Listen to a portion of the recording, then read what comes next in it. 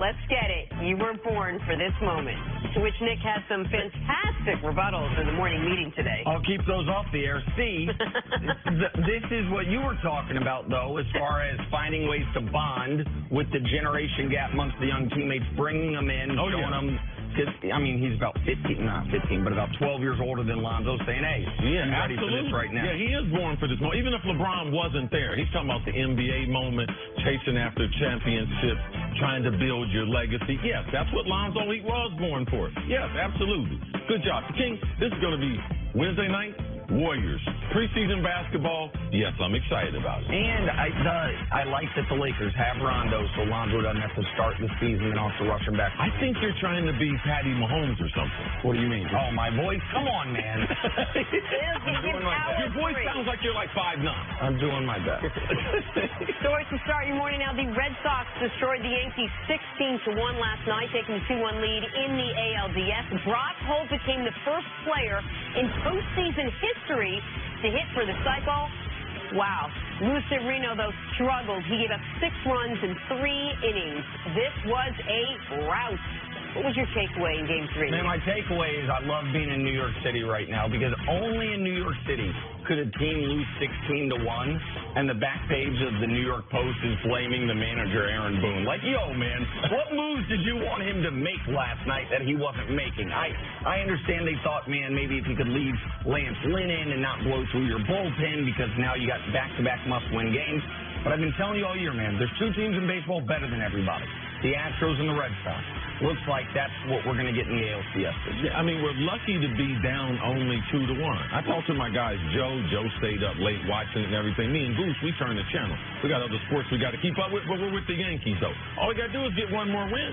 Just take it to 5. That's all you got to do. Just try to win 1 game. So that you can win another game. This is a great team, and nothing's wrong with the skipper, man. Leave the skipper alone. I know you got faith in your guy, CC Sabathia, tonight. I know that. Yeah, CC, I need 4 tickets, bro. Leave them for me. You know how we do. You know how we do, VIP. I come through the back gate, what is it, 2 or 5? CC to CC. Big night for Drew Brees. He set the all-time passing yards record with a 62-yard touchdown bomb to Traquan Smith. Saints beat Washington 43-19. See, how impressive is this accomplishment? It's one of the most impressive that I've seen. If you think all the quarterbacks in the last 20 years, oh, man, who's going to be the yardage king? Oh, it's going to be Peyton. Oh, it's going to be Brady. It's going to be Favre. They'll never catch Favre. No, Drew Brees, he got it. Nothing greater in the passing game than seeing this guy at under 6 foot being the best of the best. Very impressive. And it reminded me of Jeter's 3,000th hit being a home run. Because it happened on a touchdown, you really could stop the game fully. Your guy David Baker was there with the white gloves to get the football. The refs flagged him for excessive celebration, which was an odd call. When they know the NFL's going to stop the game. I mean, one of the refs, I think, had a laminated sheet of paper he was handing to him while throwing the flag. I'm glad it was a touchdown because Drew Brees didn't want to stop the game. Right. He doesn't want anything to get in the way of what they're doing, but a great moment, having his family down the field, talking to his boys, letting his boys know, listen, you set a goal in life, if you work hard, you can go get it. So that was a great message I thought to all young people. Right, moving on. People too, because y'all could be better than okay. Speaking of people who could be better. Here we go. Giants tackle Ereck Flowers. The saga continues, but it's almost over. To add to the other bad news he received a few weeks ago of getting benched, according to reports, he will either be traded or released today. This can't come as a big surprise to you, Nick, does it? The surprise is what took so long. Because not only has he been a bad player, he reportedly hasn't been a good locker room guy. Was upset when he got moved from left tackle to right tackle. Has been a bit of a malcontent. Some guys just don't live up to their draft status. Yeah. If he were anything other than a first-round pick, he would have been cut 2 years ago. They have given him this much rope because of his draft pedigree, but no, time to go, man. From the beginning, when they called his name, there was question, could he be a tackle in the NFL? Let alone a right tackle. They tried him at left tackle, the hardest spot. He needs to change the scenery. Players like him who come into with a lot of accolades and everything, high draft picks, they fail at one place, someone else give him an opportunity where he won't have those high expectations. I still believe he's a starting offensive lineman. Needs to regain his confidence. A new setting would help. All right, finally, according to reports, There's a good chance the Panthers will have tight end Greg Olsen back for Week 6 against Washington. Carolina currently 3-1 coming off their bye. See, are the Panthers flying under the radar in the NFC? Absolutely. It seems like they've done this a couple times to teams. Cam's MVP season, Ron Rivera, his team, he puts a winner on the field all the time, but he doesn't necessarily get the type of credit that we give other coaches out there. So, yes, this Carolina team, yes, they are flying under the radar. If you look at the only loss that they have, tough battle there in Atlanta. Yep. You know, divisional game that they know that game went back and forth, back and forth. Either team could have won this game. So, yes, they are one of the teams that's flying under the radar, but we shouldn't be surprised because this is what they have done in Carolina. Since Cam's been there, since Ron Rivera has been there, they have put a good product on the field. Yes, Carolina, I wouldn't want to play them. Why? Because they have one of the most dangerous quarterbacks, and they always put a very, very physical defense on the field. So when you start looking at the NFC, if we were talking about the tournament, Carolina's not a team you want to be able to play if you have to win 2 or 3 games to get to the Super Bowl. And they will play. They play New Orleans in Week 15 and Week 17. So New Orleans, Carolina, like they're the two teams that looks like that division are going to come down to. They won't even play each other until mid-December, and they'll play each other 2 times in 3 weeks. And you mentioned their one loss. How about that win over Cincinnati that now looks better than at the time? I mean, Cincinnati, that's their one loss of the season. But I want to give number one some credit in Cam Newton, because I understand in 2018 everyone's got these gaudy passer numbers. There are 6 quarterbacks right now with a passer rating north of 110, which is just make-believe. And Cam's passer numbers once again look somewhat pedestrian. But if you watch this team play, everything runs through him. From the block he threw that we showed yesterday on the end around to the threat he has with his legs on every single play to 3rd and short feeling like it's almost a given because you have him, and the fact that he can take that type of punishment. You remember the game, I think it was Week 1, it might have been Week 2 against Atlanta, when Cam got the guy hit Cam so illegally and so late in the head, he was ejected for it. Cam didn't miss a snap. Yeah, Casey. Right. He didn't miss a snap. And that plus Christian McCaffrey, now they might be getting Greg Olsen back. I thought the offensive line injuries were going to ruin them. They have been able to overcome those thus far, and the defense is good as it always is. Julius Peppers still out there looking like a young guy somehow. Like, no, this is a dangerous team. Yeah, to mention the quarterbacks that are at that pace, look at those guys and look at how many of them have a new offensive coordinator, because that's what Cam has. Not only has he had new receivers and stuff he's got to get used to, McCaffrey, what's his role going to be ultimately, but Cam's getting used to North Turner being there. But people in the organization think that Cam is making all the strides as a pocket passer and as a leader to be the type of quarterback that they always knew he could be there in Carolina. All right, let's move now on to Deshaun Watson. The Texans quarterback has led Houston to 2 straight wins, keeping them alive in a competitive AFC South. But he did take 10 hits against Dallas Sunday night, including a massive shot on 4th down right near the goal line. Watson and his head coach have differing opinions on his approach to the game. Take a listen. When we're down at the goal line and, I'm trying to get in the end zone, that's my mentality. So regardless of what I got to do, 3 dudes like it was tonight multiple times, I'm going to try to, fight my ass off to get in the end zone. And, that's my mentality. And whatever it takes, I'm built to take those hits. And, I'm just going to, give all my will and my guts and trying to get the ball in the end zone. Obviously, those are plays that we want to cut down on, and we're going to work hard to do that moving forward because, we know that that's not a sustainable way to play, to be hit that much in a game. We understand that, so we're going to work hard to try to improve that. All right, so first describe what is Watson's playing style. Is it any different than it was last year when he was just playing lights out? Well, his style's not any different. He's a gamer. And if the play breaks down, he's a good athlete. He's going to try to make something happen. I understand what Deshaun's saying as far as in the red zone, he was going to be far more aggressive.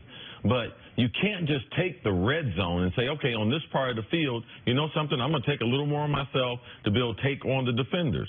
No, you shouldn't do that. If you're going to take on defenders, which you're not going to make a living as a quarterback, you need to know their dang on numbers. When a guy's 54, leave him alone. The guy's a hired killer. All right? That's Jalen Smith. He's running. He's as fast as you or faster than you. Watch how he accelerates and almost runs through him. That was a headshot right there. That was a kill shot. So, no, you can't be.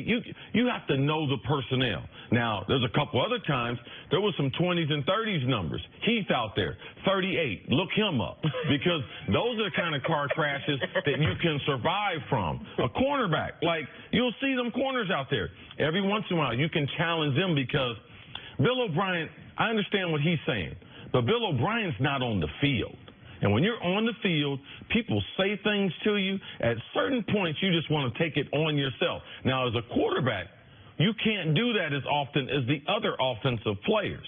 And it's been proven, even Cam Newton, no quarterback is built to take those types of hits. So I understand Deshaun saying what he's saying, but he's also only had a handful of starts, Jenna. So he'll learn more about the league as he goes through the league. But that's not, if you're a Titans fan, that's not what you want to see from your quarterback. Texans. Excuse me. Listen, I understand the concern. It is a little audacious for anyone, most notably the most powerful person in the Texans organization from a front office perspective. Bill O'Brien won a power struggle with the GM this past year. He is in charge of everything. He's the one that's picking the groceries. And one of the big reasons Deshaun Watson's hit that much, one of the big reasons he's running that much, is because that pocket is collapsing. I understand those plays, it's different. He's either designed runs or he's trying to make a play. But if you watch this team, that pocket is collapsing nearly every play because they have the worst pair of tackles in the league. The Texans this offseason tried to go get Nate Solder. They didn't get him, and their backup plan was Chantrell Henderson. Man, see, I was at FS1 when they were going after you for this show. I can't imagine. You had another job opportunity. If you turned us down, they're like, all right, we didn't get Chris Carter. Fred X it is. Like, you can't go from there to there. You can't go from Nate Solder to Chantrell Henderson when you know you don't have a first-round pick no offense, or a second-round pick.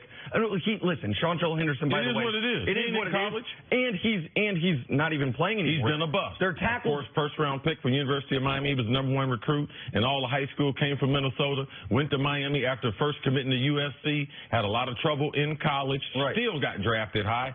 6'7", 340 pounds. Nick, say what you want about the man. And he's now out.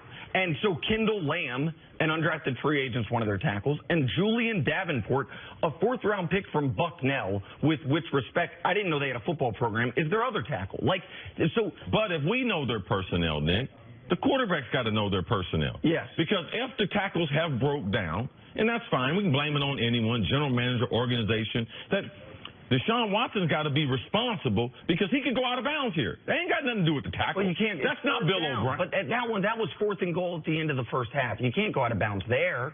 But listen, I don't want him taking shots like that. Okay. What if he gets knocked out and he scores? He gets knocked out, he scores a touchdown. How happy are we? We're not happy at all. So sometimes you got to lose those little battles, man, to be able to win the war. All right? So we can't blame it on his bad offensive line because Aaron Rodgers has moments. But you got to be smart. You are the face of the franchise. If we know the personnel, if we know the left and tackle's not good, you have to know that. So it becomes even more important that you stay out of the defender's way. So listening to this conversation about how much we trust what game plan or what approach Deshaun Watson has to the game, do we trust this Texans team as a whole? I know they've had recent success, but what are the issues that are keeping them from actually propelling them to the next level? And they don't have to win overtime. They don't have to win just by the skin of their teeth. On offense, all they have going for them is that quarterback and his wide receivers. Yes. Nuke is excellent. Will Fuller has been a big play guy. Yes. That QT guy that they drafted in mid-round this year had an awesome first game. He showed some flashes last week. They have no running game. They have no offensive line. I don't like their secondary. They got Watt and Clowney, who are now playing well together, but they're at a schematic disadvantage every week because of the coaching. And so, so much is on his shoulders. That's why he's at practice with these guys, see? And so I understand your point. He's got to play almost older than he is, play more mature, smarter. But I also think he goes into every game saying, if I'm not amazing... What excuse do we make for Russell Wilson? What excuse do we make for him for the offensive line? Over the last several years, no one spent less money on offensive line than the Seattle Seahawks. Russell Wilson, he does it. All right? He keeps himself out of danger. He's got to run. He's got to use his athleticism. He's got to win games. So we have examples. Listen, this is not the excuse business. It's the get it done business. He's the quarterback. The offensive line's not good. He's not supported by a running game. All right? You got to be a force multiplier. That's what the best of the best do in this business, and staying healthy. All right, because that's something that he's got to be able to deal with. Got hurt in college, already been hurt in the NFL, a non-contact injury. So if he wants to be able to remove that from his resume, he's got to be able to keep himself healthy and keep himself in the lineup. I want to make sure I understand your opinion on one thing. You do think he's been a force multiplier, correct? You're just concerned about whether or not his style's sustainable. I'm concerned that we're trying to make excuses. No excuses. We don't make excuses for Russell, all right? He's got the same type of environment. Right, but I don't even think there's anything to make an excuse for right now, because the commentary is about something that hasn't happened yet. It's about preventing an injury, not why is he not playing better, because he's played very well. The question was, what about the Texans? Got it. If they reach their potential, how good are they? Right. They're the bottom of the playoff. They're not as good as Jacksonville. They're not as good as the Titans. They don't have as good as personnel. So, for me, they're still building. They have a couple marquee pieces, couple little shiny little toys, but their foundation, offensive line, that's why you can't have a running game. No offensive line leads to no running game. All right, we got a break there. Coming up, will a season-ending injury snap the Eagles out of their Super Bowl hangover? That's next on First Things First.